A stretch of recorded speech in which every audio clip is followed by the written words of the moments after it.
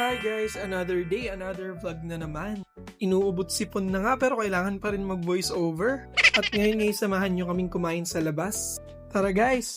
At ito na nga, paalis na kami. Ngayon passenger muna ako at yung sasakyan muna ni Chef yung gagamitin. At ayan na nga guys, masyado na namang natuwa sa lighting ang tito nyo. GGSS na naman. Pagbigyan nyo na, minsan lang naman guys.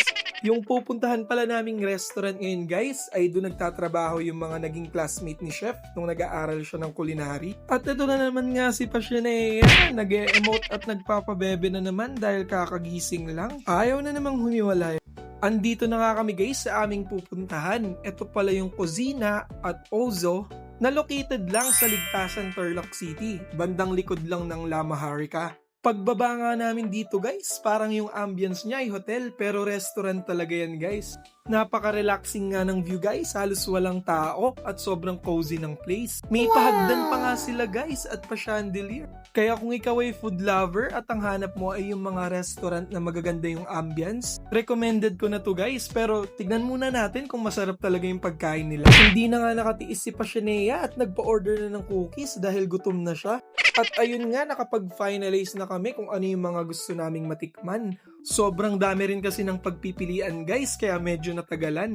Kasama pala namin yung mama ni Chef at yung kapatid niya sumabay lang kanina para mag-jogging. At eto na nga guys, si Chef Ralph at si Chef Mav, yung mga classmates ni Chef nung nag-aaral siya sa culinary. Ayun nga guys, natikman namin yung cookies kaya umorder ulit kami. Ang sarap nito, promise, 10 out of 10. Hindi siya masyadong matamis guys, creamy at chocolatey at sabi rin ni Chef yung texture, maganda yung pagkakabig. Finally, eto na yung order namin guys. So umorder kami ng pesto pasta with additional sausage, pinakbet.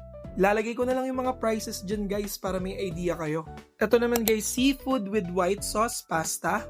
And then ito yung ulam na napili namin guys, beef tinutungan. Di ko alam kung tama ba yung pronunciation ko.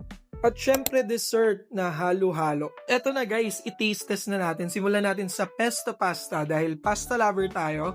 So tikman natin to guys. Pasado guys, ang sarap. Lasang-lasa yung pesto pero mas masarap kung creamy siya. So 8 out of 10 for me. Tikman din natin yung additional sausage guys. So nag-add-on ako dito for 120 pesos. Masarap siya guys, cheesy inside. Pero teka, sobrang init pa pala. Hindi naman sinabi nila kuya na mainit pa. Pero eto guys, 9 out of 10 for me. At etong si tita, titikman niya na ang pinakbet with bagnet. Natikman ko to guys, pero hindi ko siya bet kasi nanunuot yung paet ng ampalaya. 9 out of 10 daw para kay Chef and tita. At eto na nga yung beef tinutungan guys, bagong-bago sa panlasa namin. Braised beef nga pala to guys with coconut milk. 8.5 out of 10 daw para kay Chef. Another pasta guys, at ako na naman ang magti-taste test. Eto na yung seafood with white sauce pasta nila. Sorry na guys, pasta lover lang talaga ako. Ito guys, sobrang creamy, pasadong-pasado din sa panlasa. So 9 out of 10 for me. At ito na guys, hindi ko na nga tinigilan yung mga pasta, pati yung pesto pasta. Feeling ko yung 8 na score, nagiging 9 na sa kakatikim ko ng pasta na to. Ngayon si Chef naman ang titikim ng dessert, yung Kusina halo-halo nila. Mukhang masarap naman sa paningin, pero tignan natin kung ano yung masasabi ni Chef. Mukhang alanganin guys, pero tignan natin, magsa-second taste test pa daw. Natikman ko rin naman to guys, okay naman siya maliban lang dun sa leche flan. At ito, second taste test ni Chef. Ang hirap pala pag Chef yung nagja-judge ng pagkain. 7 out of 10 daw para kay Chef. Grabe guys, nabusog kami, di namin naubos yung pagkain at iti-take out na lang yung iba. Ngayon nagbabayad na si Chef at yan ang aming total bill.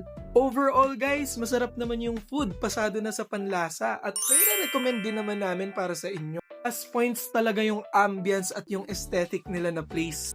At hindi rin naman crowded guys, or baka nasakto lang sa pagpunta namin na hindi masyadong marami ang tao. At eto na, pauwi na kami guys, nag-enjoy kami sa food at nabusog ng sobra. Yan lang muna guys, salamat sa panonood, kita-kits ulit tayo sa next video. Bye!